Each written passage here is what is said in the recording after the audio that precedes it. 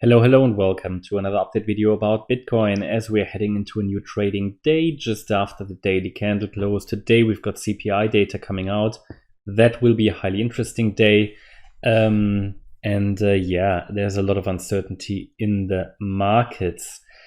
Let's see how this is going to play out now. Obviously, we moved from support straight into resistance. You can see how quick these movements happen, these crypto movements. So when we get a turnaround, it just moves, or it turns around at an instant.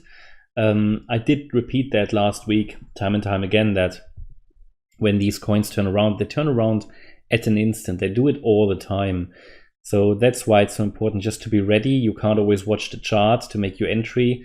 Sometimes it's just good to scale in, which I did as well. Already took some profits now because we are now in resistance. And we want to talk about that in this video. What is my tactic? What are my tactics here? My strategy? Because there are different scenarios, and key is here to identify out of all these scenarios the best strategy, not just up or down. That would be way too simplistic. Now, let's first start with the bear count, which is still very much possible. The bearish count indicates that this here was an A wave, the move down in a B, the rally in the C wave, and we then came down off those highs of the 16th of Feb. We came down in a wave 1. We would rally in a wave 2 now, even though that's a bit too impulsive for that, and would then follow through to the downside and make a new low.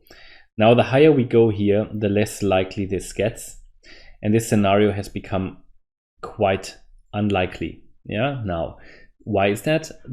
That's because the move down looks rather corrective, the move up looks rather impulsive, and we've already come to the 88.7 Fib level of that move down. So this as an ABC is getting less likely. However, it could of course be, I just want to show you the different bear count possibilities. It could of course be, so the bear count is not invalidated, that this here is a W, X, Y, and in the Y wave we've got an A wave, a B wave, and a C wave. Now that's possible, or we can say it is an A, B, C, but the C wave was never finished. So that the C wave, that consists of 5 waves, rallied in a 1, 2, 3. We finished the 4 only in the green box, and we do the 5 now. So it's still possible to come down. That's possible. So, there are different scenarios. I'm just showing you sort of the most likely ones. These are the 2 bearish ones, so that's still all possible. One of the bearish ones will, however, basically be invalidated above the 25,250 level, the 16th of February high. Now let's talk about the more bullish counts. We obviously have the possibility that a bear market low is in.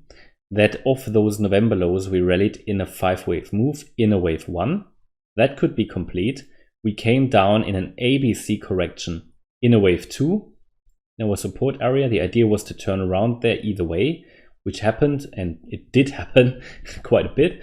And then we're now rallying in a 3rd wave. That 3rd wave should take place in 5 waves, could without a problem take us to 30K and beyond.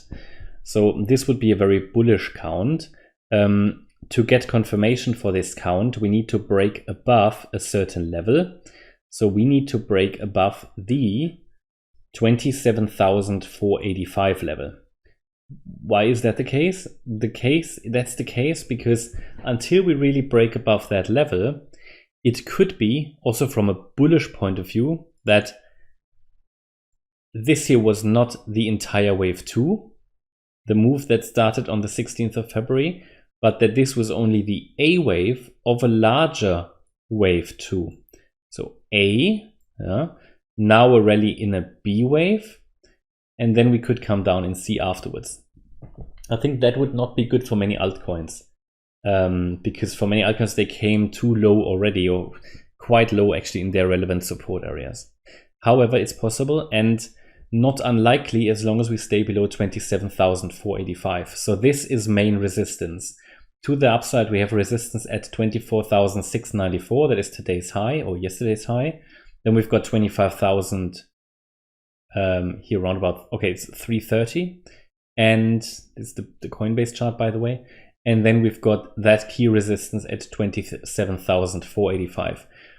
I think we have a chance to get there. It is quite far away though, but there is no weakness currently in the chart, and it seems like it may want to push a little higher. But at least at the moment, I have no sign that it's going to turn around. As you know, they can turn around at an instant. I can only always talk about what I see.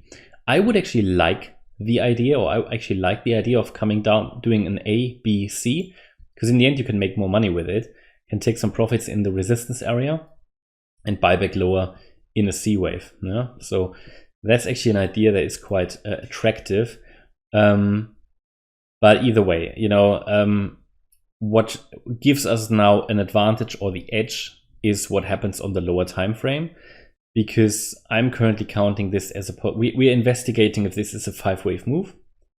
So as a 5-wave move, we have a chance when we complete those 5 waves to afterwards come down in 3 waves. And if we do that, we can extend higher and then fulfill those more bullish patterns to the upside. So critically, really, or let's say on the shorter time frame, it's really about can we get 5 waves, and they might already be complete. So we can actually already count 5 waves. It's not ideal, but we can. As soon as we now see the next retracement, and it's quite strong, that pullback, if that holds, can deliver significant upside, possibly even, well, to 27,485 and maybe beyond.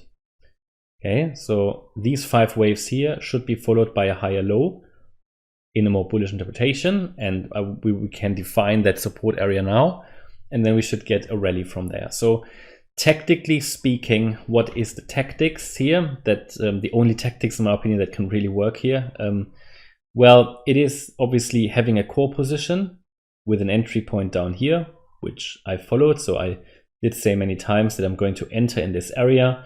I did buy for the cold wallet, and I always highlight these buys on Discord and Telegram. I did buy for the cold wallet. I think it was on Saturday, when we had that huge red candle. And I filled, I think, 2 or 3 Bitcoin swing trade positions, or 4. I would need to look it up actually. So the tactics need to be having a core position here, but taking some profits in the resistance area, scaling out, and keeping a core just in case we rally higher. So a good core, yeah. In case we blast through, we need to consider it. I don't think it's likely to blast through straight away, but crypto does things like that. So we need to consider that, what nobody expects, absolutely, and that needs to be part of our strategy. So having basically a stop below the wave 2 support area, 17,560, somewhere there. Having a core position in case we blast through, and realizing some profits of the smaller positions, or the, let's call it, floating positions. I think that is the best strategy that works here very well, takes into account all scenarios, and that's sort of how I deal with it. Yeah. So as you can see, there is much more to trading than just up or down. There is always more than one scenario anyway. Anybody who only talks about one scenario, how does that person want to create a strategy? I don't know. But, that's sort of my thought around this. And let's go into the very short term. Here in the very short term, it currently looks like we could get one more high. So this is the scenario here on the shorter time frame where we could get one more high, unchanged from the previous video. And that could take us to that, 27,485 level. Important is here that we hold 22,314 and we can get a 5th wave. That's a possibility. If we break below 22,314, then we need to consider the 78.6 retracement as key support. So I'm just going to show them to you in this video here. And I will hide them again because they are only relevant if we break below 22,314. It would then change the scenario. It would change the count. We would then have to assume we already have a 5-wave move complete, yeah? So I would have to move the 3 here, the 4 here, the 5. So something like that, yeah? And then that 5-wave move would be complete.